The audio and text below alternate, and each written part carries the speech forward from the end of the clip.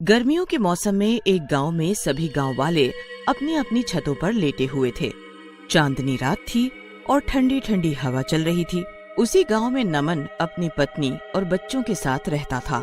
नमन का बेटा राजू चांद की ओर देख रहा होता है और नमन से बोलता है, पिताजी, ये चांद रात में चांद होता है और दिन में सूरज क्यों बन जाता है? बेटा, चांद और सूरज दो अलग अलग चीजें हैं। सूरज दिन में निकलता है और चांद रात में, समझे? चलो अब सो जाओ, रात काफी हो गई है, मुझे भी सोने दो, कल काम पर जाना है। ऐसा कहकर नमन सोने लगता है, लेकिन राजू को नींद नहीं आती और वो चांद को देखता रहता है। थोड़ी देर बाद चांद का रंग बदलने लगता है और वो लाल रंग का हो जाता है। ये देख राजू नमन से बोलता है, पिताजी, पिताजी, चांद का रंग बदल गया है, देखो देखो वो लाल हो गया। क्या है राजू, सोने दे मुझे। ना तो खुद सो रहा है और ना मुझे सोने दे रहा है। क्या हुआ, क्या बात है? राजू डरते हुए चांद की तरफ इशारा करता है। नमन चांद को देख घबराते हुए बोलता है, ये क्या हो रहा है? ये चांद तो सचमुच में लाल हो गया है। ये सब क्या हो रहा है? तभी चांद हंसने लगता है और बोलता है, गांव वालों, तुम सबकी मौत आ रही है। कुछ दिनों में सब मरोगे। सब के सब या तो यहाँ से भाग जाओ। उसके बाद चांद का रंग फिर से पहले जैसा सफेद हो जाता है। लेकिन गांव वाले काफी घबरा जाते हैं और अगले दिन सुबह गांव की चौपाल में मिलते हैं। नमन भीमा से बोलता है, भीमा भैया, कल देखा आपने, चांद का रंग बदल गया था और वो हमें मारने की भी धमकी दे रहा था। पता नहीं क्या हो रहा है ये सब कुछ। हाँ, देखा तो मैंने भी अपनी छत से था, लेकिन मुझे कुछ बात समझ नहीं आई। मुझे तो आंखों का भ्रम लगा। अरे भीमा भैया, ये कौनो गणित का सवाल है जो तुमको नहीं समझ आया है? और दारू पिए थे का जब भ्रम लगा? अरे वो चंदवा हम लोगों को धमका रहा था सीधा सीधा, और तुम कहा तो कुछ समझ नहीं आया है? अरे इसीलिए तो मैं तुमसे बात नहीं करता पुत्तन। बिल्कुल जाहिल की तरह बात करते हो। अरे तुम दोनों लड़ो मत। एक तो ये चांद की बात से इतना डर लग रहा है और ऊपर से तुम दोनों भी लड़ रहे हो। मैं तो कहता हूँ आज रात का इंतजार करते हैं और अगर कुछ होता है तो कल फिर मिलेंगे और देखेंगे कि क्या करना है। नमन की बात गांव वालों को जम जाती है और वो रात का इंतजार करने लगते हैं। आधी रात होते ही चांद का रंग फिर से बदलने लगता है और थोड़ी ही देर में लाल हो जाता है। गांव वाले अपनी अपनी छतों पर खड़े होकर ये सब देख रहे होते हैं। मुझे देख रहे हो? लगता है मेरी बात तुम लोगों को समझ नहीं आई। लगता है तुम लोग मर के ही मानोगे। चांद की बात सुनकर नमन कहता है, चांद जी, ये हमारा गांव है, हम इसे छोड़कर कहीं नहीं जाएंगे।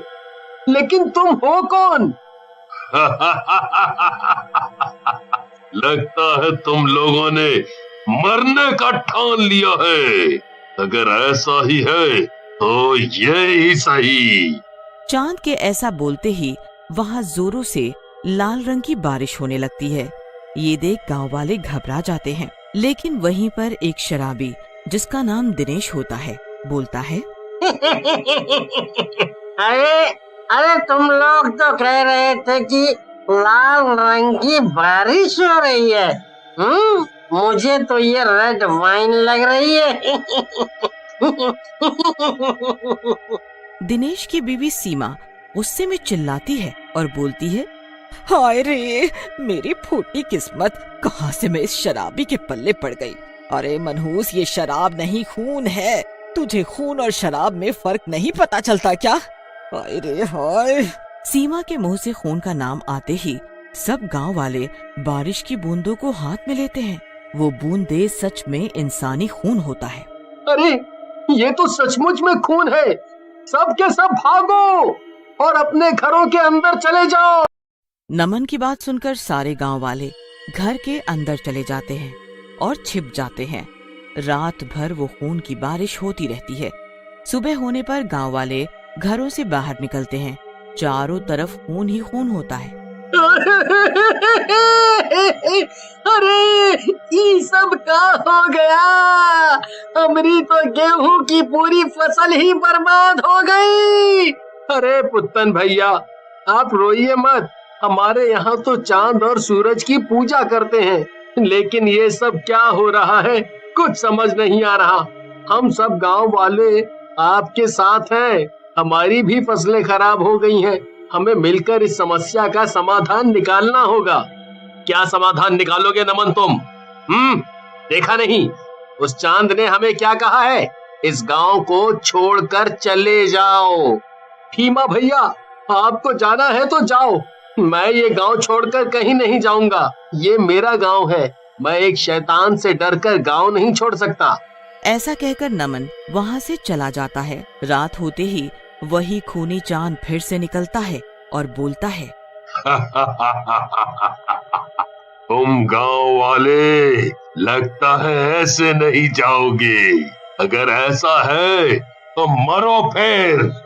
ऐसा कहकर चांद फिर से वही खूनी बारिश करने लगता है। गांव वाले पूरी रात घरों में दुबक कर बैठे रहते हैं और सुबह जब सब बाहर निकलते हैं, गांव वाले अपने अपने जानवरों के पास जाते हैं, लेकिन बारिश की वजह से सारे जानवर मर चुके होते हैं। गांव वाले रोने लगते हैं और परेशान हो जाते हैं। नमन भैया, लगता है अपना इस गांव में इतना ही दाना पानी था। अब हमें ये गांव खाली कर देना चाहिए, नहीं तो अपने पालतू जानवरों के बाद अपना भी नंबर आ जाएगा।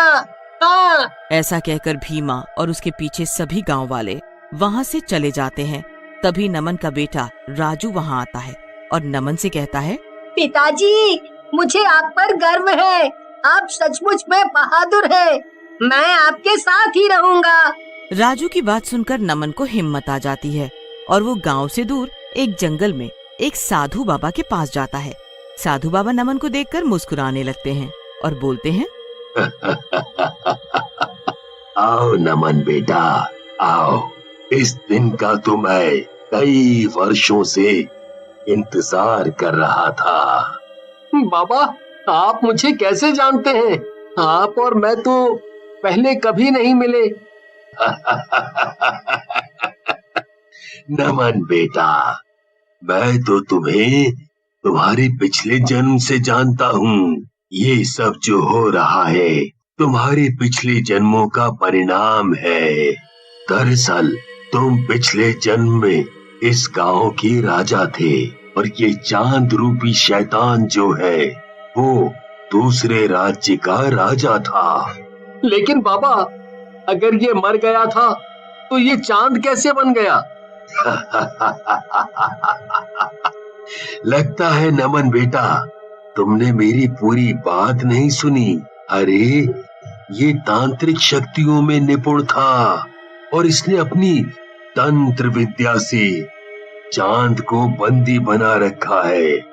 लेकिन बाबा, अब हम इससे कैसे निपटेंगे? अगर ऐसे ही रहा तो ये सबको मार डालेगा। बेटा, उपाय तो है लेकिन बहुत कठिन है। बाबा, कुछ भी हो, मैं लोगों की जान बचाने के लिए कुछ भी करूंगा। बेटा, तुम्हें अपने बेटे राजू के अंदर मेरी आत्मा को जाने देना होगा, क्योंकि चांद के पास जाकर ही उस शैतान को मारा जा सकता है। नमन के हाँ करते ही साधु बाबा अपने प्राण त्याग देते हैं और उनकी आत्मा नमन के साथ जाती है। रात में चांद गांव में फिर निकलता है। नमन छत पर राजू के साथ खड़ा होता है, लेकिन तभी साधु बाबा की आत्मा राजू के अंदर प्रवेश कर जाती है और नमन को दूर धक्का दे देती है। दुष्ट शैतान, नमन को तू छू भी नहीं सकता।